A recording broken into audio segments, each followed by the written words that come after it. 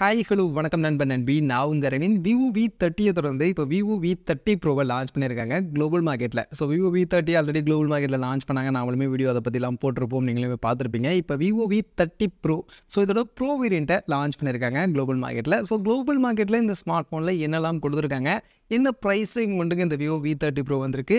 Next இந்தியாவில் March 7ஆம் தேதி வரப்போகுது. ஸோ வரும்போது என்ன மாதிரியான ஃபீச்சரோட என்ன ப்ரைஸிங்க்கு எதிர்பார்க்கலாம், ஸோ அதை பற்றியெல்லாம் தான் இந்த வீடியோவில் நம்ம டிஸ்கஸ் பண்ண போகிறோம். ஸோ ஃபர்ஸ்ட் ஆஃப் ஆல் இந்த விவோ V30 சீரிஸ் இந்த ஸ்மார்ட் ஃபோனுடைய லுக் அப்படின்னு பார்க்கும்போது ஆக்சுவலி ப்ரீவியஸ் சீரிஸ்லேருந்து இங்கே கொஞ்சம் சேஞ்ச் பண்ணியிருக்காங்க. ஸ்கொயர் ஷேப்க்கான கேமரா மாடல் அப்படின்றது கொடுத்துருக்காங்க. இது போக யூஸ்வலாக விவோ V சீரிஸில் இந்த ரிங் லைட் ஆரா லைட் அப்படின்றது கொடுப்பாங்களா, ஸோ அது பார்த்தீங்கன்னா சர்க்கிள் ஷேப்பில் கொடுப்பாங்களா. பட் இந்த வாட்டி விவோ V30 பார்க்கும்போது ஸ்கொயர் ஷேப்பில் கொடுத்துருக்காங்க. அதுவும் ப்ரீவியஸ் சீரிஸை விட இன்னும் பெரிய ஆரா லைட்டிங் அப்படின்றது கொடுத்துருக்காங்க. இதனால் இன்னுமே பிரைட்டாக இன்னும் நிறைய லைட்டு நமக்கு கொடுக்கும். ஸோ லோ லைட்டில் நீங்கள் ஃபோட்டோஸ் எடுக்கும்போது இது ரொம்பவே ஹெல்ப்ஃபுல்லாக இருக்கும் அப்படின்ற மாதிரிலாம் சொல்கிறாங்க. ஸோ அதெல்லாம் எப்படி இருக்க போகுது அப்படின்றத வெயிட் பண்ணி தான் பார்க்கலாம். பட் விவோ ஸ்மார்ட் ஃபோன் அப்படின்னு சொன்னாலே எல்லாரும் அதில் எதிர்பார்க்கக்கூடியது கேமரா.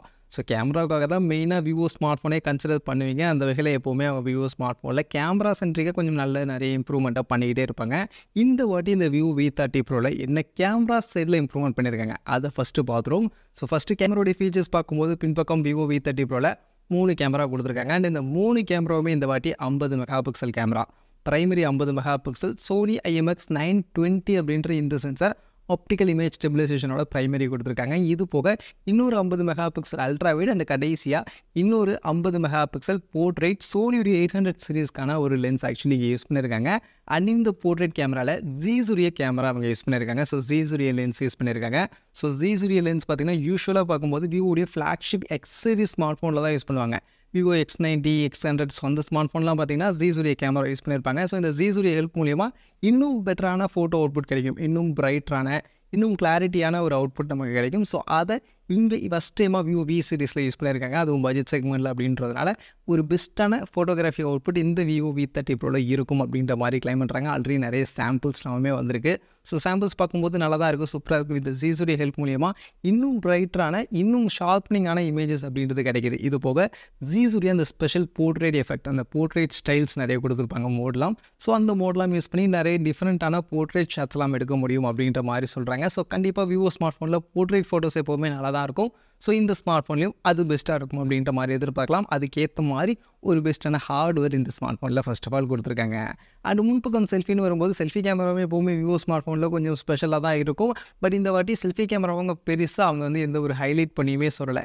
ஏன்னா இதுக்கு முன்னாடி அவங்க ஸ்மார்ட் ஃபோனில் யூஸ் பண்ண அதே செல்ஃபி கேமரா 50 மெகா பிக்சலுக்கான ஐஆட்டோ ஃபோக்கஸிங்கான அந்த செல்ஃபி கேமரா தான் இங்கே கொடுத்துருக்காங்க.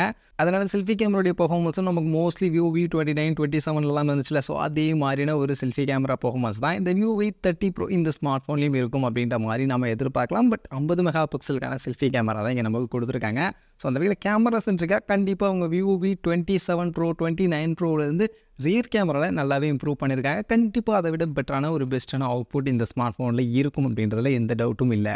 இது போக இதை தாண்டி மற்றபடி இருக்கக்கூடிய ஸ்பெசிஃபிகேஷன்ஸ் எல்லாத்தையும் பார்த்தீங்கன்னா ஆக்சுவலி ஒன்றுமே பெருசாக கொடுத்த மாதிரி எனக்கு தெரியல. அதுலேயும் மெயினாக பர்ஃபார்மன்ஸில் இம்ப்ரூவ்மெண்ட் எதுவுமே பண்ணல. அஃப்கோர்ஸ் விவோடைய V சீரிஸ் ஸ்மார்ட் ஃபோன் அப்படின்னும் போது பர்ஃபார்மன்ஸ் அவங்க எப்போவுமே ஃபோக்கஸ் பண்ண மாட்டாங்க, கேமராவை தான் ஹைலைட் பண்ணுவாங்க. பட் இருந்தாலும் இவங்க இதுக்கு முன்னாடி விவோ V27 ப்ரோ, 29 ப்ரோ அதெல்லாம் யூஸ் பண்ண அதே மீடியாடெக் டைமென்சிட்டி 8200க்கான ப்ராசஸரை தான் இந்த விவோ V30 ப்ரோலையும் யூஸ் பண்ணியிருக்காங்க. ஏன் இவங்களுக்கு வேறு ப்ராசஸரே கிடைக்கலையான்னு தெரியல.